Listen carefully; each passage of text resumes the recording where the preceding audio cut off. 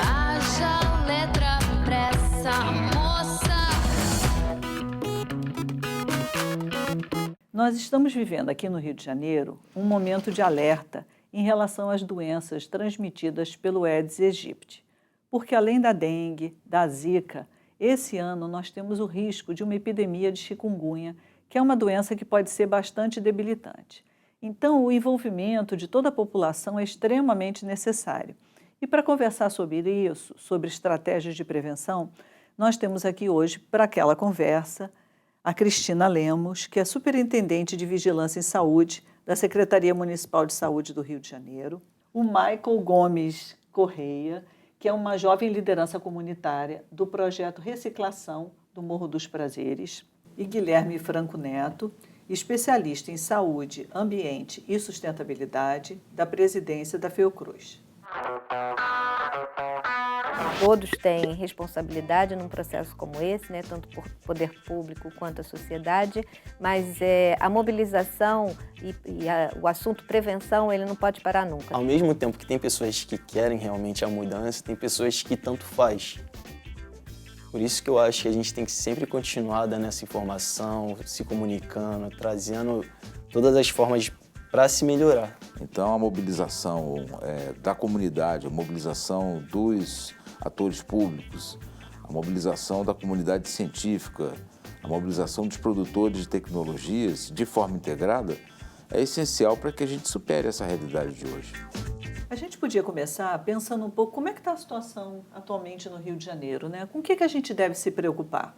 Desde o meado do ano passado até agora, a gente está num momento de baixa atividade dessas doenças, mas existe sim a possibilidade, né, como você já falou, da gente ter aí um recrudescimento e principalmente da chikungunya aqui na cidade do Rio de Janeiro. Cada pessoa se envolva no cuidado do seu ambiente, onde mora, onde vive, na sua comunidade, no seu local de trabalho também é super importante. Então é isso, a gente pensar na possibilidade de combater o nascimento do mosquito, né? Ou a proliferação dele. Fico pensando em você, que trabalha numa comunidade onde existe toda uma preocupação, né? Com esse descarte de lixo, com a limpeza daquele espaço, com essa discussão da prevenção, né, das arboviroses. Como você vê isso no seu cotidiano?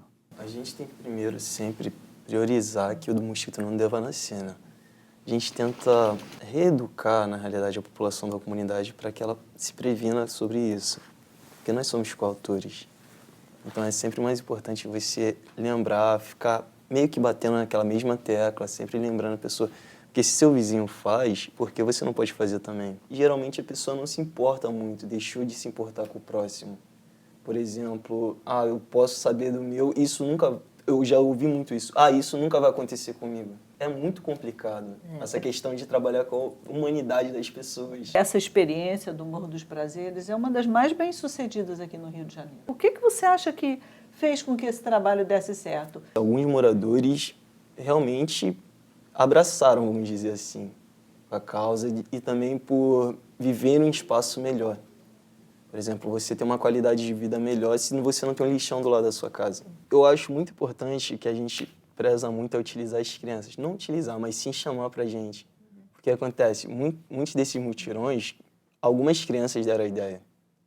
Então, por exemplo, se eu sou uma criança, eu faço um mutirão, se você está fazendo algo errado, por exemplo, despejando lixo do lado, eu vou reclamar com você. Lixo para a gente é um fator importantíssimo na questão do desenvolvimento, não só de mosquito, mas de várias doenças, né? Então, e a gente tem trabalhado muito com criança nas escolas, né? Todos esses conceitos para que ela leve para dentro de casa esse ensinamento, né? Então, ela com certeza é um importante agente multiplicador. Se todos adotassem, né, esse hábito de uma vez por semana, tirar 10 minutos do seu tempo para vistoriar o ambiente onde vive, né, como o Michael já colocou, o mosquito está ali, mas ele voa, ele vai para a casa do vizinho. Então, se todos tiverem a consciência de olhar o seu entorno, o seu ambiente, a gente vai ter um resultado melhor. Às vezes as pessoas não estão alertas, né? Um ralo que esteja escondido, mas que ele fique sendo utilizado, né, para descarte de água, alguma coisa assim, a pessoa não tem o cuidado, um banheiro que não esteja sendo tão utilizado assim, aquela bandeja atrás da geladeira onde acumula a água do degelo. Então são às vezes detalhes que a gente no nosso dia a dia a gente não está alerta para essa possibilidade. Então se a gente criar esse hábito de uma vez por semana, pelo menos 10 minutinhos, a gente olhar e pensar onde pode ter um possível criadouro, com certeza vai fazer diferença. No ano passado, Paulo aderiu ao Programa de Monitoramento e Combate à Dengue em condomínios da Associação de Síndicos e Subsíndicos do Distrito Federal e Região Metropolitana e começou uma campanha entre os moradores. Foram 3 casos de dengue aqui no condomínio antes do Paulo virar o responsável por combater o Aedes aegypti. Desde então, ele e os moradores se uniram nessa tarefa. Com o trabalho coletivo, foi possível eliminar os focos do mosquito. As tampas das caixas d'água foram trocadas. As marquises do prédio também foram reformadas para garantir que o mosquito ficasse longe. Na laje, foram feitos vários pontos de escoamento para a água não ficar parada. O empenho do Paulo não é à toa. O Aedes aegypti transmite a dengue, a chikungunya e o vírus Zika, que foi apontado como responsável pelo aumento no número de casos de microcefalia em todo o Brasil. Pessoas como o Paulo são exemplo do trabalho que pode ser feito nas comunidades para evitar a proliferação do mosquito. Então, é muito importante que todos os síndicos, moradores de condomínios, donos de prédios, cuidem dos seus imóveis. Não deixem acontecer isso, não deixem a água ficar parada, porque o mosquito Aedes vem e o mosquito da Aedes ele é pequenininho, mas ele derruba muita gente. Isso que nós estamos conversando aqui é muito importante, ou seja, o envolvimento da sociedade de uma maneira, no sentido exatamente de promover a saúde, né, de defender a sua cidadania, etc., mas integrado com as políticas públicas. Se nós pudermos integrar as políticas públicas de infraestrutura, de saneamento, de habitação, enfim, um conjunto muito significativo de ações que são do Estado, não é? E isso sim vai permitir com que a gente consiga trabalhar com uma ordem diferenciada de controle sobre essa situação da proliferação do Aedes nas grandes cidades. Achei muito importante você ter citado outras políticas públicas, porque normalmente a saúde, por motivos óbvios, é protagonista, né, nessa discussão. Mas até questões como, por exemplo, a segurança, né? Nós tivemos uma época, uma solicitação de um agente comunitário de saúde do Borel para que a saúde pudesse ajudar na discussão da bomba d'água que ficava quebrada uma parte do ano, obrigando a população a usar as suas próprias caixas d'água. E nós fomos falar com a SEDAI, e ele comentou, não, mas quando a gente tem problemas de segurança aqui nessa área, a gente não consegue entrar. Então, lembrar que, por exemplo, essa é uma política essencial, né, que vai garantir justamente o acesso aos concertos, que vai garantir a circulação, né, dos agentes de vigilância em saúde, dos agentes comunitários de saúde, né, e da própria população. E nisso daí a ação integrada local, ela é chave. O mesmo grau de responsabilidade que foi imputado à sociedade, de ser o grande agente de controlador ou redutor da infestação do Aedes aegypti. Isso tem que ser feito também com os órgãos públicos e com cada agente especificamente, dele entender que existe uma necessidade de integração de ações. Aí eu acho que a gente vai dar um pulo importante e, inclusive, entender de que é muito mais por aí do que utilizando químicos que nós vamos efetivamente ter um projeto sustentável. Quando a gente pensa no trabalho da comunidade, a gente sente essa necessidade de mais solidariedade, mais generosidade, né?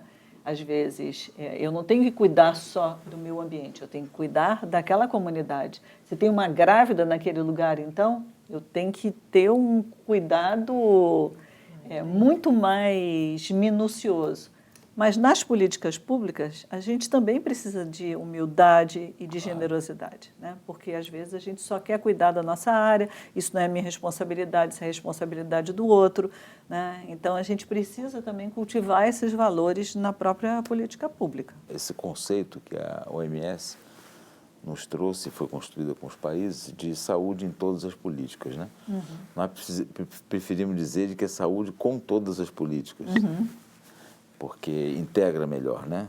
É relacional isso, né? Obviamente que isso vai depender de quais são os caminhos que a gente escolha para fazer com que isso ocorra. A gente vai ter uma grande reunião com todos os órgãos da prefeitura envolvidos, que possam estar envolvidos nessa luta, né?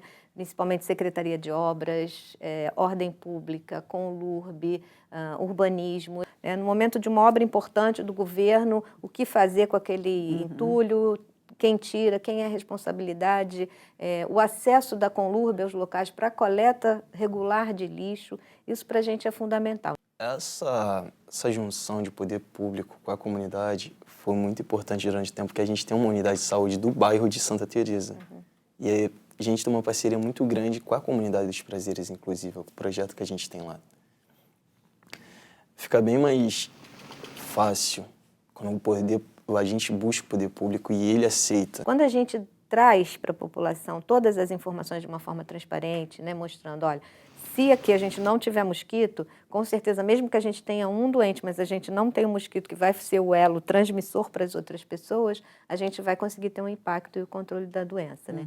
E realmente o Lira a gente vem trabalhando e esse mês de janeiro foi o mais baixo desde 2009, então foi um resultado bastante importante, mas isso não nos deixa confortável, porque a gente tem uma média na cidade. A gente tem áreas muito baixas, com um resultado muito baixo, mas a gente tem áreas com resultado muito alto, muito, muito alto. E isso para a gente é que é importante, a gente saber direcionar aonde atuar e comunicar nessa região esse resultado que é ruim, que precisa melhorar, mas também nessa que o resultado é baixinho, que ele é bom e precisa continuar baixinho dessa forma, precisa continuar com esse bom resultado. Nós temos que ter um detalhamento no território, mas bem, por exemplo, os Prazeres têm que ter o Lira dele, né? Porque, inclusive, com a ação social que já tem ali, com a mobilização da sociedade, certamente as medidas que podem ser tomadas no Prazer têm a sua especificidade, né? E é possível, além da avaliação da população de mosquitos, a gente avalia os depósitos predominantes em cada região. E a gente tem uma diversidade, é muito interessante isso na cidade. Tem regiões que a gente tem o lixo como principal depósito, tem regiões que a gente tem pneus, que a gente tem reservatórios de água no nível do solo, que é para uso das pessoas. Então, isso pode direcionar realmente a política pública. É sinal de que a SEDAI não está conseguindo chegar com abastecimento de água naquela localidade e a população precisa fazer ali o seu reservatório para a sua necessidade, né? O lixo, direcionar a coleta de lixo naquela localidade. Mas a gente ainda encontra muito, muito dentro de casa, são os pratinhos de planta. Impressionante, apesar de todo esse trabalho que a gente já faz há muitos anos, mas a gente ainda encontra pratinhos de planta como um principal reservatório dentro de casa e criador de mosquito.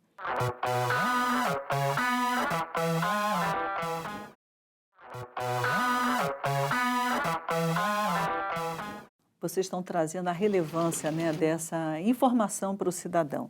E eu fico pensando, como que a gente poderia socializar mais essas informações do Lira?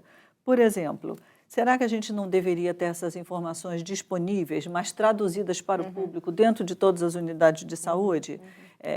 O último Lira deu que nessa região, enfim, é a questão do lixo, são os vasinhos de planta, são as calhas, são as piscinas.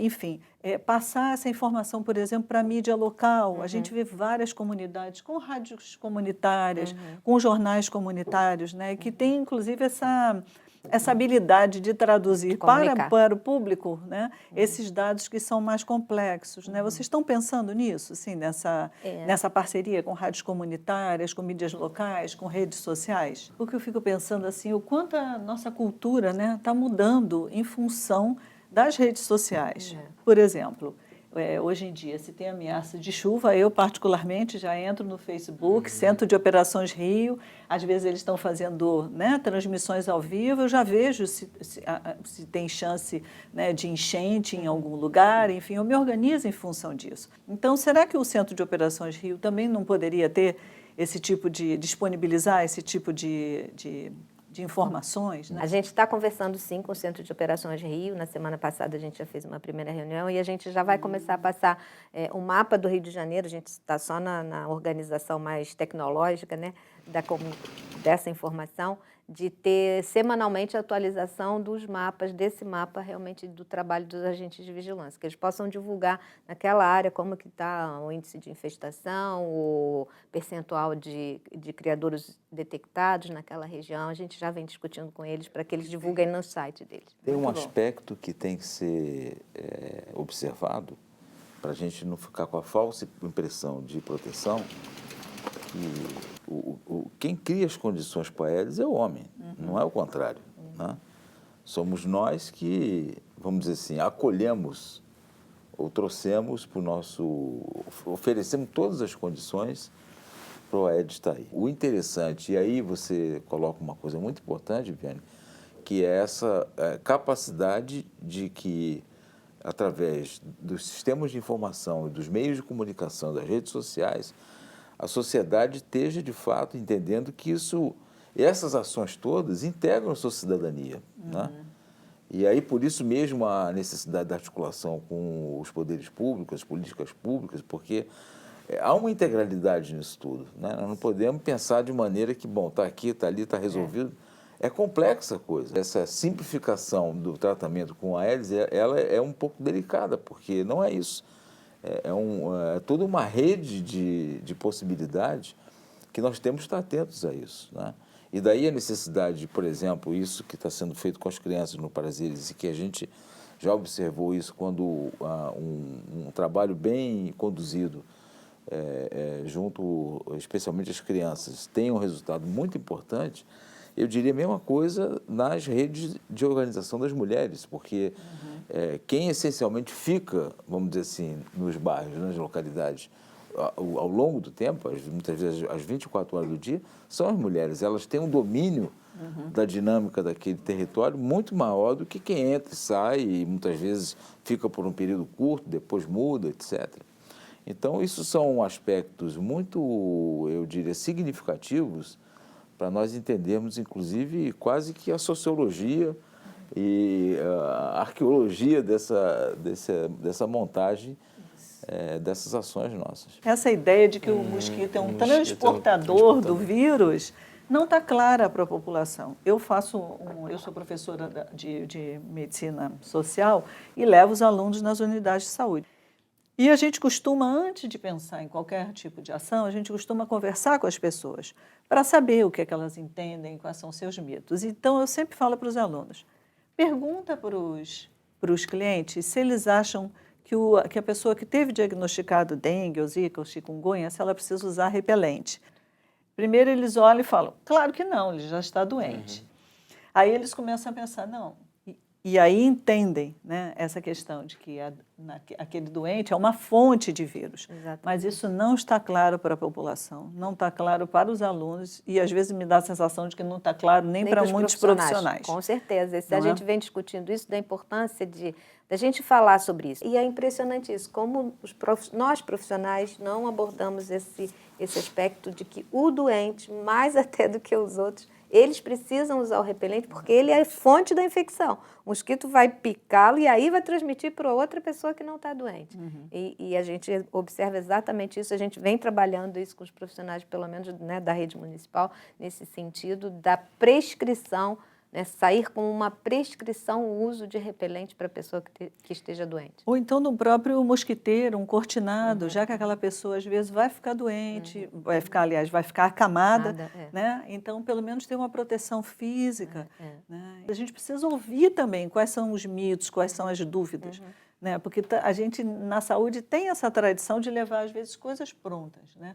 Sem entender, né, qual é a necessidade daquelas pessoas. E, sobretudo, trabalhar com o protagonismo, né, da própria população, os próprios alunos, dos aposentados, né, da população de maneira geral. A própria configuração da cidade, o processo de urbanização, né? Nós moramos no Rio de Janeiro, que é uma cidade partida, que gera muitas desigualdades, né? Que tipo de intervenção a gente precisaria aqui na nossa cidade? É a discussão mesmo de políticas públicas, né? De organização do ambiente urbano. Fundamental isso.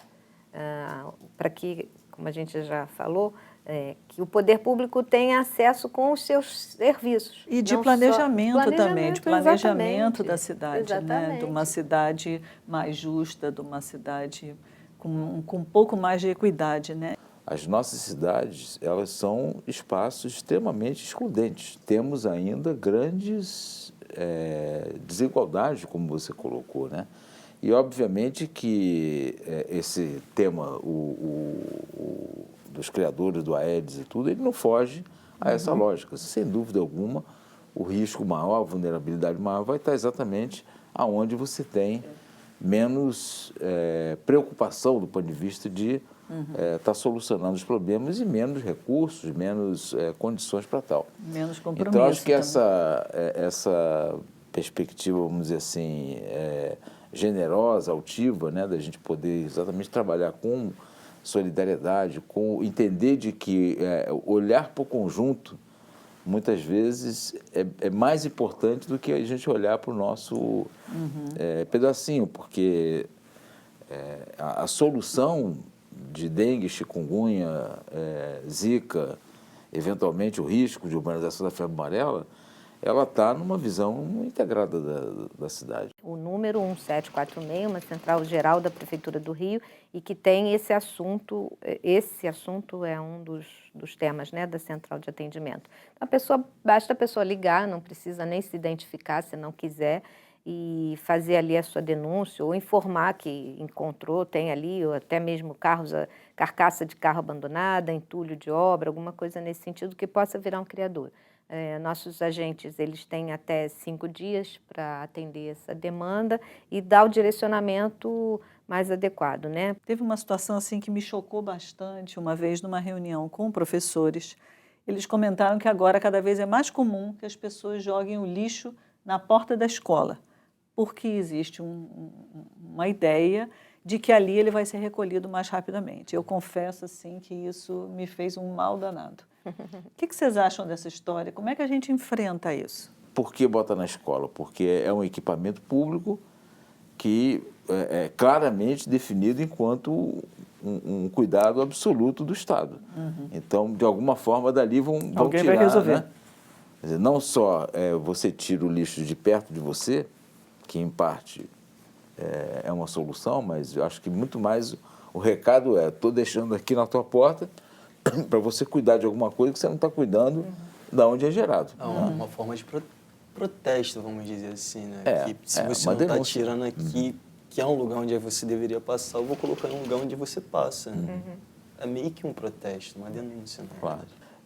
O nosso uso da água é predatório. O que aconteceu agora nessas grandes crises de estiagem, tanto em São Paulo, como de maneira mais crônica e mais intensa, no semiárido, é um exemplo claro de que esse é um tema fundamental de nós debatermos. A crise da água gerando uma outra crise foi quando estourou, né, as doenças, foi mais dengue mesmo no interior de São Paulo, por conta disso. E foi muito claro identificar isso, as pessoas que não tinham fornecimento correto de água, né, pelo órgão público, e aí fazendo seus reservatórios. E aqui na cidade do Rio de Janeiro a gente também detecta isso. Também pelo LIRA, a gente consegue identificar áreas da cidade, pontos da cidade onde o abastecimento de água não é regular ou nem chega ao ponto, e aí as pessoas também precisando fazer uso de reservatórios, né, para sua utilização diária. Então, esse é um tema crítico demais. E que mostra, assim, a importância fundamental da gente incluir a discussão dos determinantes socioambientais quando a gente vai abordar qualquer uma dessas arboviroses. Com certeza. Não é? Porque, às vezes, a gente fica falando, fica só concentrando no indivíduo. Né? E essa discussão, como vocês mesmos colocaram, tem que ser ampliada, né? Todos os setores têm que estar envolvidos. E a gente tem que, sobretudo, buscar novas perspectivas.